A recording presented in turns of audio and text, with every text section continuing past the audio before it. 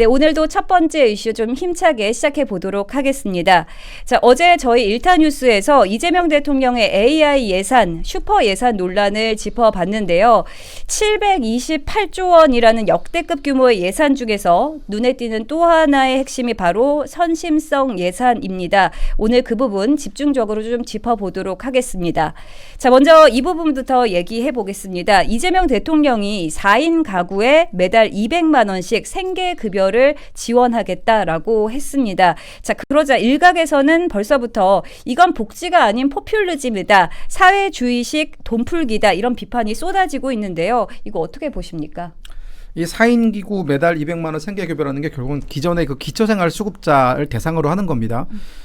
그 말은 결국 기초생활수급비가 올랐다라는 뜻이고 이제는 최대 4인 기준 이제 200만 원 정도, 207만 원인가 이 정도를 받는 걸로 알려져 있는데 결국은 우리가 그런 예산이 어디서 이걸 확보할 수 있느냐의 문제거든요. 그러니까 지금 보시면은 뭐 저소득층이고 그리고 뭐 기초생활 수급비를 받는 사람들 입장에서는 이런 뉴스가 좋을진 모르겠습니다. 왜냐하면 받는 돈이 더 늘어나니까. 그리고 저도 예전에는 결혼하기 전에는 어차피 한국에 혼자 왔기 때문에 기초생활 수급자였고, 그러니까 그런 기초생활 수급자의 기준에서 본다면은 돈이 한 달에 뭐 한 15만 원 정도 늘어나는 거, 이거 엄청난 늘어남이거든요. 그런데 이렇게 되면 무슨 현상이 발생을 하냐면 이 기초생활 수급을 받는 구조에서 벗어나지 않으려고 하는 그런 문제도 동시에 발생을 합니다.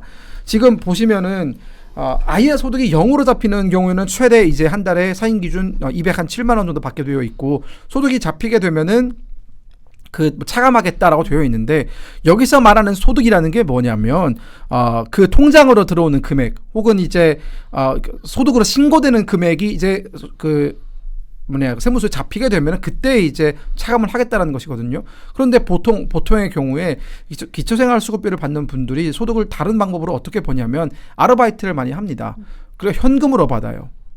현금으로 받거나 뭐 상품권으로 받고 다양한 통장에 찍히지 않는 방식으로 받거나, 아니면 통장에 찍힌다 하더라도 결국은 몇백만 원, 뭐 한 100만 원 이하 언더로 이렇게 받게 되면은 여기에 본인이 아르바이트를 해서 번 돈과 기초생활 수급비를 합하면은 한 달 생활할 수 있는 금액이 얼추 나옵니다. 그러면은 국가가 결국은 이 기초생활 수급자들한테 더 많은 금액을 준다라는 것은 물론 단기적으로는 그분들의 어떤 생활적인 면이 나아질 수는 있겠으나 국가가 결국 세금을 더 많이 내기 위해서는 세수를 확보하는 게 중요한 것이고, 세금을 낼 수 있는 사람들을 더 많이 확보하는 게 중요한 것이거든요. 그런데 기초생활 수급자 같은 경우에는 세금을 안 내지 않습니까? 그러면 우리 세금은 받을 수 있는 사람은 더 줄어들 것이고, 그 세금에 어떻게 보면 세금이 나가서 세금으로 지원을 해주는 사람의 수준은 더 늘어나기 때문에 기형적인 구조가 될 수밖에 없어요. 그렇기 때문에 이런 구조, 즉 세금을 통해서 국민들한테 돈을 나눠주는 구조는 필연적으로 망할 수밖에 없다는 것이 지난 다른 나라, 뭐 그리스라든가 뭐 저기 어디입니까, 베네수엘라든가 이런 곳에서 다 이미 몇 번의 실패를 통해서 입증이 된 거거든요. 근데 이걸 또 하겠다라는 것은 결국은 지금 세수가 부족한 상황에서 결국은 이게 다 채무로 들어가는 건데, 국가 채무를 늘려서라도 내년 지방선거에서 유의미한 결과를 가져가겠다라는 그런 얕은 수라고밖에는 사실은 해석의 여지가 다를 게 없는 것 같습니다. 네, 대변인님은 어떻게 보십니까? 지금 김광일 보좌관이 설명 잘 해주셨습니다. 해주셨는데 저는 이 부분을 좀 얘기하고 싶어요. 지금 아까 방금 말씀하신 거 지금 좀 보태가지고 이제 자생력을 가지는 동기를 정부가 만들어준 거예요. 이것도 굉장히 중요하거든요. 그러니까 4인 가구가 예를 들면 어렵다, 기초생활수급자다, 뭐 태어날 때부터 환경이라든가 장애가 생기는 외부적 요인이라든가 이런 것 때문에 만약에 이제 경제 활동이 어렵다면 이제 정부에서 어느 정도 도와주는 거는 맞습니다. 근데 4인 가구 기준으로 해가지고 200만 원 이상을 도와주게 되면 200만 원을 같은 노동량을 쏟아서 200만 원을 받고 있는데 더 많은 노동을 받아가지고 200만 원을 차감시키는 거를 사람들이 선택할까? 무슨 말이냐면은 지금의 노동량으로 200이면 난 만족한단 말이에요. 근데 더 많은 노동량을 쏟아서 200만 원을 적게 받고 좀 더 소득을 받는다? 이게 그 당사자 본인 입장에서 보면은 우리가 보기에는 이러한 즐거움도 있을 거지만 그 당사자 본인이 보기에는 그게 손해라고 생각할 수 있어요. 일을 적게 하고 200만 원 안정적으로 받는 게 낫다. 안정적인 표현이 좀 어폐가 있지만 안정적으로 정부에서 200을 주니까 일을 덜하고 받는 게 이 상황이 더 낫다고 생각할 수 있는 거예요. 그러면 경제 활동인구 어떻게 됩니까? 아무래도 지금 공장에 나와서 일하는 사람, 여러 가지 일을 이제 하려는 사람들 또는 공장 운영하는 사람들 이런 사람들이 사람을 못 구해서 해외에서 일하는 사람을 수입해야 된다라고 말하고 있는 지경인데 이런 사람이 더 많아질수록 일을 찾으러 안 나가요. 다 집에 있으면서 가만히 있으면서 넷플릭스 보면서 200 받는 거를 생각할 가서 더 많단 말이에요. 그래서 자생력을 키워주는 동기를 정부가 뺏어간다. 이런 구조적인 문제가 제가 보기에는 심화될 수가 있다는 생각이 들고 이런 사람들이 왜 이제 좀 문제가 되냐면 정부에 종속될 수가 있습니다.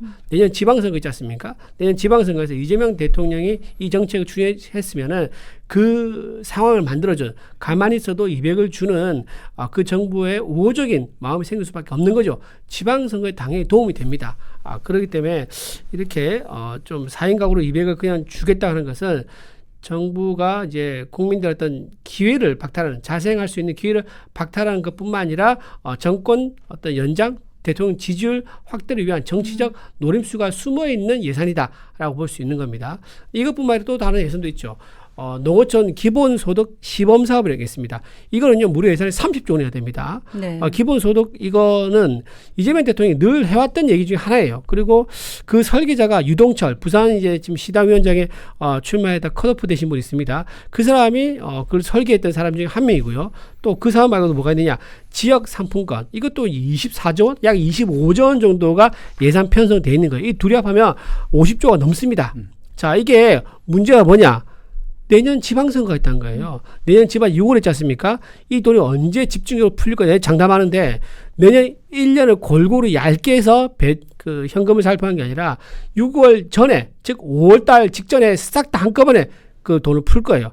그래야지 돈이 풀렸을 때 받은 사람은 그 흥분된 기분 또는 그 어떤 돈을 받았을 때 수혜를 받는 그 기분 그걸 잊지 않고 표로 이어질 수가 있는 거거든요. 그러니까 사실상 매표행위용 예산이다라고 저는 볼 수 있습니다. 그래서 이렇게 이재명 대통령이 아무리 자기가 정권 잡았다고 하지만 야당일 때는 무차별하게 예산을 삭감해놓고 그쵸. 본인 정권 잡으니까는 전부 다 필요한 거라고 하는 이런 내로남불 자기가 쓸 때는 예산 남이 쓸 때는 낭비라고 하는 그런 위선적인 태도가 이번 예산에서 그대로 드러났다 이런 겁니다. 네, 결국 이제 국민의 세금으로 정권의 정치적 효과를 노리는 거 아니냐 이렇게 지적을 해주셨고요. 이외에도 좀 굉장히 걱정의 목소리들이 좀 많이 나오고 있습니다. 심지어 대한민국을 베네수엘라로 만들겠다는 선전포고냐라는 비판의 목소리도 높아지고 있는데요. 이렇게 결국 자유시장 경제체제가 흔들리고 사회주의식 복지국가로 가는 거 아니냐 이런 우려까지 나오고 있습니다. 이건 어떻게 좀 해석하십니까? 베네수엘라가 여러분들 보시면은 사실 지금 굉장히 초고가 인플레이션의 대표적으로 실패 국가 중에 하나로 이제 국제 정치에서는 논의가 되고 있거든요. 그러니까 페일리어 스테이트라고 불립니다. 베네수엘라가. 근데 베네수엘라가 언제나 그런 모습이었냐? 그렇지도 않았어요. 지금 그 김민석 총리의 형인 김민웅 총리가 베네수엘라가 적합한 모델이다라고 얘기하고 있지 않습니까? 근데 그 베네수엘라가요 2004년 이전에는 잘 사는 나라였습니다. 중남미 혹은 남미에서는 베네수엘라가 그 지역을 선도하는 나라였다고요. 왜냐하면 베네수엘라는 전 세계적으로 원유 매장량이 전 세계 4위입니다. 4위. 그러면 이미 원유만 가지고도 충분히 먹고 살 수 있는 나라였어요. 네. 왜냐하면 저 아랍에미레이트라는 사우디아라비아 보세요. 원유 가지고 저 정도의 부를 일궈내지 않습니까? 베네수엘라도 충분히 그럴 수 있는 나라였단 말입니다. 그런데 차베스가 2004년에 집권을 하고 나서 가장 먼저 했던 게 뭐냐면 그 석유 기업들을 몽땅 다 국유화해버립니다. 어느 하나 남김없이 다 국유화를 해버리거든요. 그 개중의 석유 기업들은 외국 기업이 차지한 것도 있었는데 다 무상으로 몰수해가지고 국유화를 시킵니다. 그리고 나서 한때 그 석유 가격이 이제 치솟으면서 베네수엘라가 많은 돈을 벌어들입니다.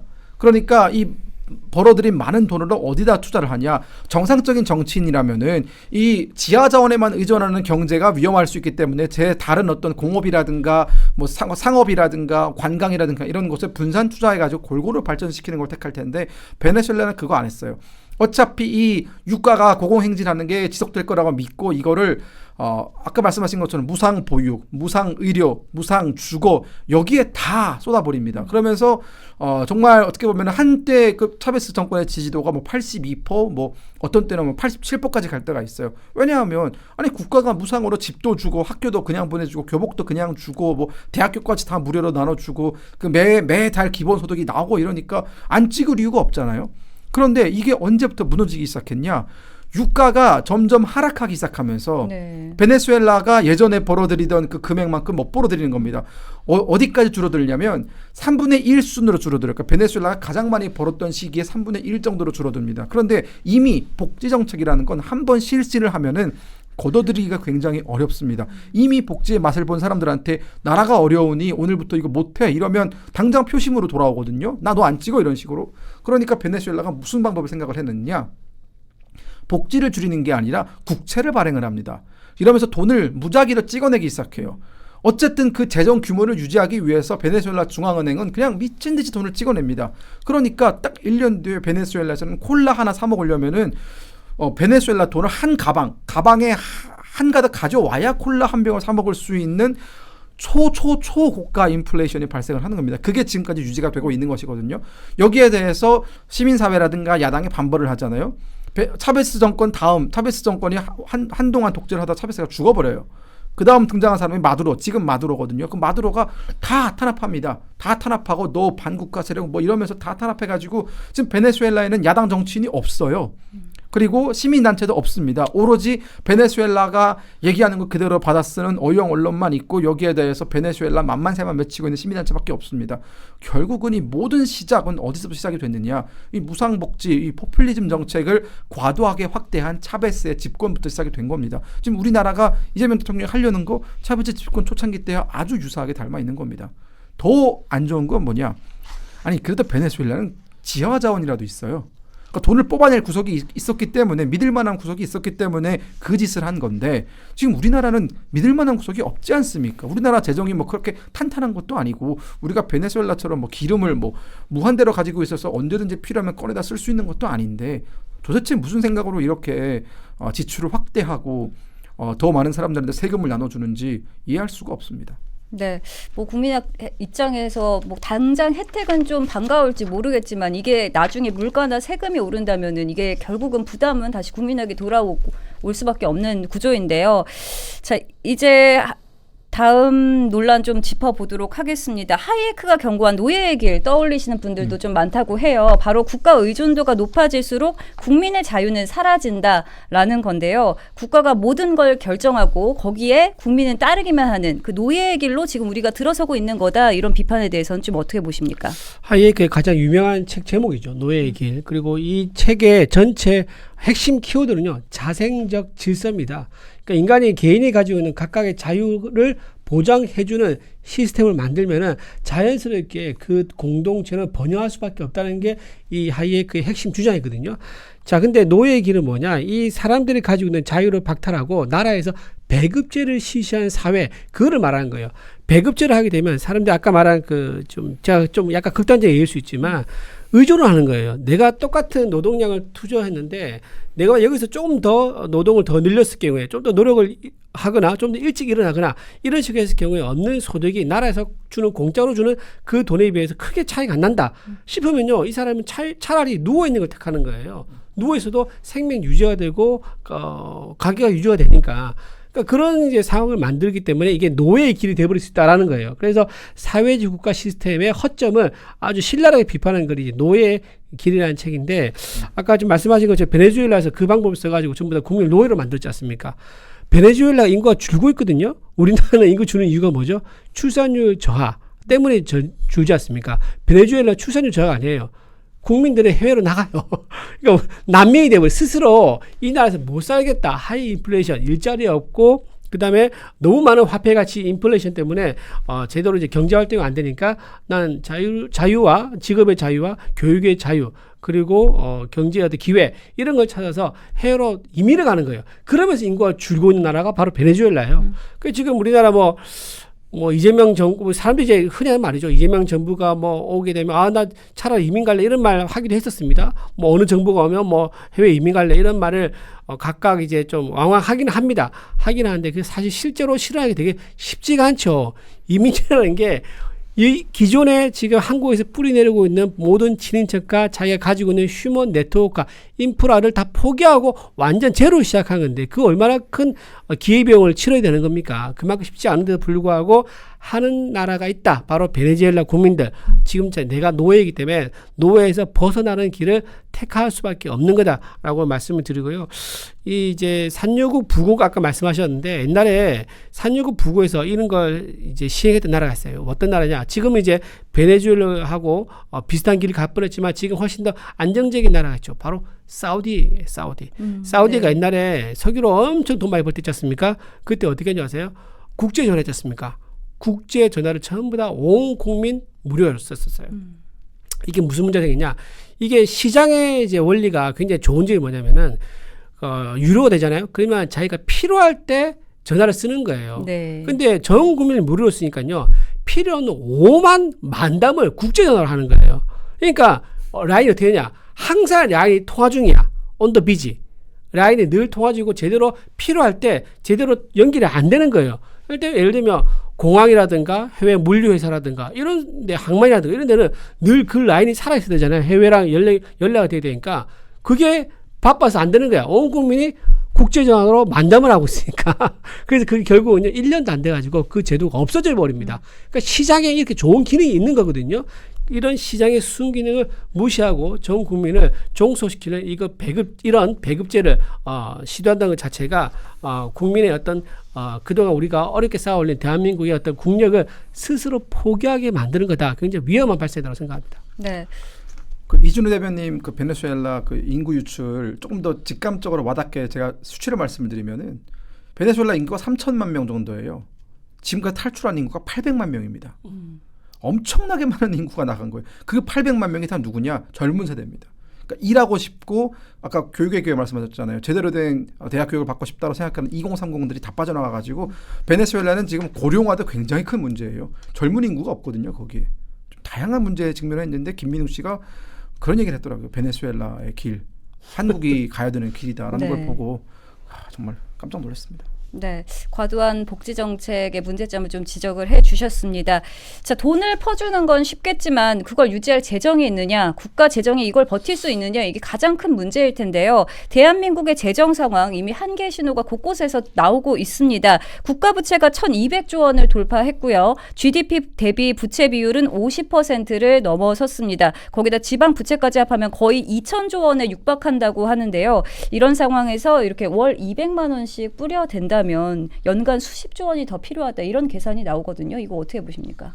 지금 GDP 대비 부채 비율이 50%를 넘어섰고 근데 이게 결정적으로 지금 50% 금방까지 온 게 문재인 정부 5년 동안이에요. 박근혜 정부가 끝날 때 2017년에 그 국가 부채의 GDP 대비 비율은 33%였습니다. 근데 문재인 정부 때 이걸 46%까지 무려 13%를 끌어올려요. 5년 동안.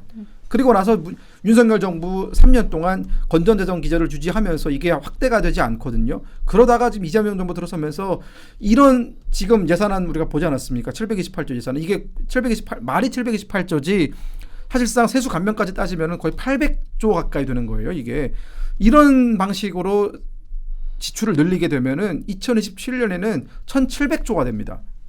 빚이. 그리고 이재명 대통령 끝날 때쯤인 2029년쯤에는 이게 1,900조 혹은 2,000조를 넘어설 수도 있어요. 그때는 GDP 대비 거의 뭐 60몇 %까지 갈 수도 있거든요. 그런데 아니 뭐 부채를 그렇게 지면서까지도 국가가 어디서 뭐 돈이 나올 구멍이 있고 우리가 경제가 성장하고 그만큼 충분히 세금을 낼 수 있는 인구를 우리가 확보할 수 있다면 문제가 안 되겠죠. 그러나 지금 대한민국의 초안 문제는 뭡니까? 날이 갈수록 지출은 늘어나고 있는데 세금을 내야 되는 인구는 줄어들고 있어요. 지금 전체 국민 중에 세금을 내는 인구가 40%밖에 안 되거든요. 세금을 내야 되는 인구가 40%인 거예요. 네. 그런데 이 세금을 내야 되는 40%의 인구 중에서 실제 소득세를 내고 있는 인구는 17%밖에 안 됩니다. 그럼 나머지 23%는 제대로 된 세금을 안 내고 있다는 거예요. 그러니까 지금 그 말은 전체 인구의 17%가 온 국민을 먹여 살리고 있다는 뜻과 거의 다를 바가 없습니다. 그런데 이 인구가 계속 줄어들고 있어요. 그리고 아까 말씀하신 것처럼 4인 가구 기준 200만 원씩 주게 되면은 이준우 대변인의 표현이 정확합니다. 그냥 누워서 숨 마셔도 돈이 들어와요.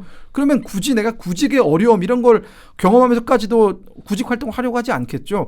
또한 기초생활수급자가 또 뭐가 좋냐면 기초생활수급자라는 그런 신분 때문에 의료급여라든가 이런 것들이 잘 나오고 그리고 의료보험이 됩니다. 네. 국가가 그 보험비를 내주거든요.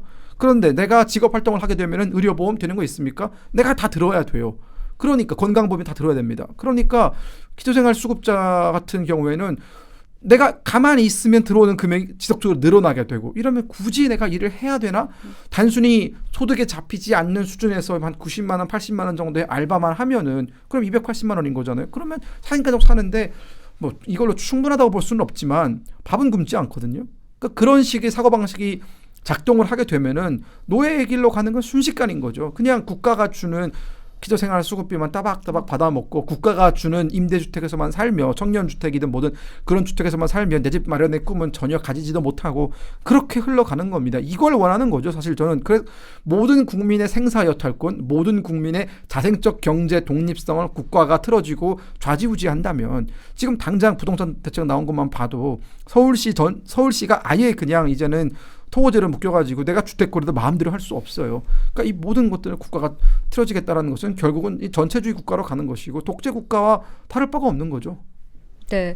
또 아까 전에도 좀 짚어주셨는데 경제 상황도 녹록지가 않습니다. 미국과의 무역 협상에서 트럼프 대통령이 9,500억 달러를 요구하고 있고요. 또 관세 15% 인하 합의도 아직 불투명하고 언제 적용될지도 불투명하죠. 그리고 반도체, 조선, AI 등 주요 산업에서도요. 미국의 압박이 거세게 이어지고 있습니다. 외환 보유고도 대외 충격에 얼마나 버틸 수 있을지 이것도 장담할 수 없다고 하는데요. 이런 상황에서 이재명 대통령이 이렇게 세금 살포 정책을 밀어붙이고 있는 겁니다. 이대로 가면 대한민국 경제가 좀 위험해지지 않을까 이런 우려의 목소리도 나오고 있거든요. 굉장히 위험하죠. 지금 전문가들이 그래서 지금 걱정을 많이 하고 있습니다. 근데 이재명 대통령한테는 지금 그게 중요한 게 아니죠. 본인이 대통령 지지율이 50%대를 유지하는 거 이게 지금 제일 중요한 것 같아요. 지금 네. 명청 갈등이라 해가지고 이번에 한번 난리 났지 않습니까? 에이펙에 대한 홍보 성과를 전 국민에게 좀 알리고 또 전파되고 하는 그런 시간이 필요한데 정청래 당대표가 눈치 없이 갑자기 재판 중지법 꺼내고 나와가지고 이재명 대통령이 화를 많이 냈다는 거 아니겠습니까? 네. 경고 정청래 당대표한테 경고까지 했을 정도로 지금 이재명 대통령의 모든 촉수가 본인 지지율에 쏠려 있단 말이에요. 근데 에이펙을 성공적으로 열었다고 자화자찬하고 있음에도 불구하고 지지율 보면 그렇게 상승 별로 안 했어요. 길거리에 뭐 1점 몇 퍼센트 포인트밖에 상승을 안 했기 때문에 굉장히 지금 불안한 상태인 겁니다. 근데 이걸 뭘로 그러면 메우려고 그러느냐? 본인의 불안한 지지율을 돈 뿌려가지고 메우려 하는 거예요. 그러니까 국민들에게 현금성 살포 시기나 다름없는 지역 화폐라든가 기본소득제도 이건 본인이 이제 성남시장 시절부터 했던 말입니다. 기본소득 같은 경우. 그리고 경기도지사 할 때 그때 지역 화폐를 뿌렸었지요. 그때 당시에 이제 그 조세연구원 이런 곳에서 조사를 했습니다. 그때 경기도가 뿌린 지역 화폐가 어느 정도 경제 활성화를 기했는가 해보니까 재정승수라는 게 있거든요. 경제에. 재정승수가 1일 때는 100을 투자하고 100만큼 경제 효과가 있으면 1이에요. 근데 얼마가 나왔냐면은 그때 경기도 지역 화폐 뿌렸을 때 0.2가 나왔어요. 그러니까 1을 뿌렸는데 실제 경제 활성화는 0.2밖에 안 됐으니까 그럼 0.8은 다 어디 갔습니까?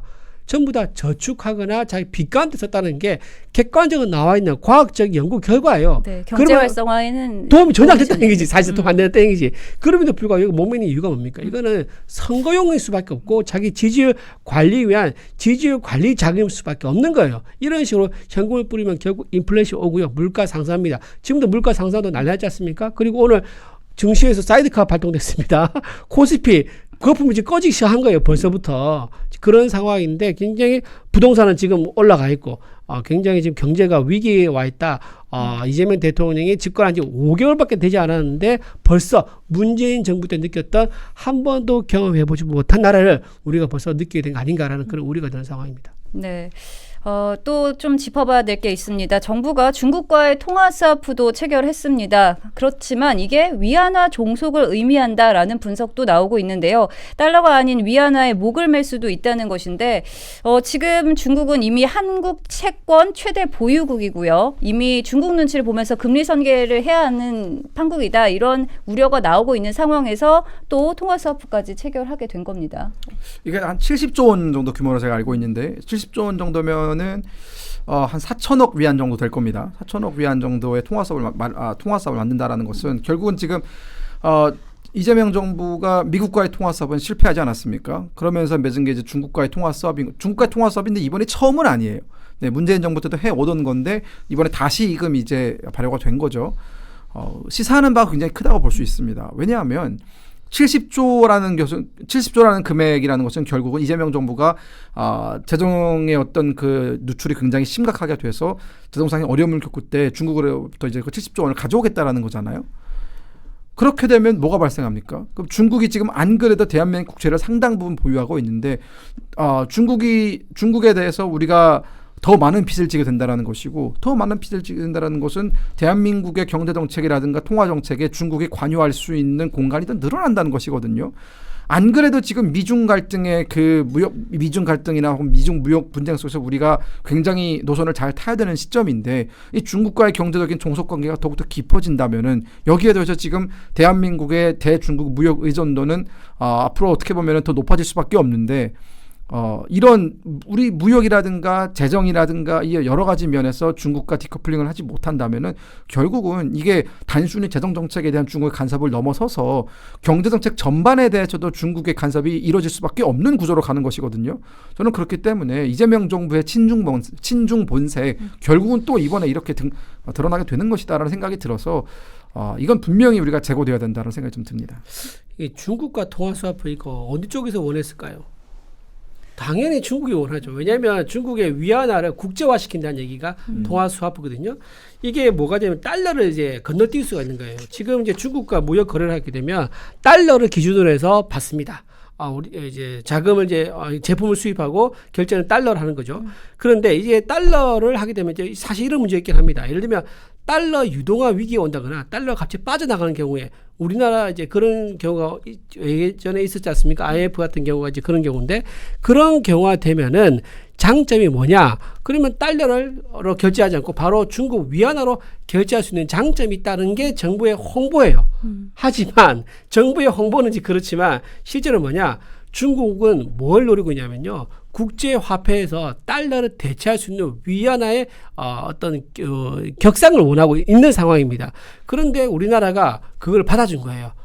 대한민국 세계 경제 10대 대국인 대한민국이 중국 위안화를 달러처럼 우리 인정해줘라고 해줬기 때문에 당연히 중국 입장에서 엄청 감사한 일인 거죠. 근데 우리가 굳이 이거 할 이유가 사실은 없습니다. 왜냐하면 달러가 전 세계에서 이미 통용되고 있고 미국도 눈치가 사실 보이고 얼마 전에 만나가지고 한미 경제동맹, 안보동맹 얘기했지 않습니까? 그런 상황에서 중국 위안화를 중국 좋은 일만 시키는 중국 위안화 통화 스와프 이거를 왜 했는지 좀 이해가 되지 않는다. 이거는 전혀 우리한테 이익은 없고 중국에만 좋은 일이 가능성이 되게 높은 그런 정책이기 때문에 이거는 역시 친중 정부인 이재명 정부의 날 모습이 민낯이 그대로 드러난 그런 정책이다 이렇게 평가합니다. 네, 잘 알겠습니다.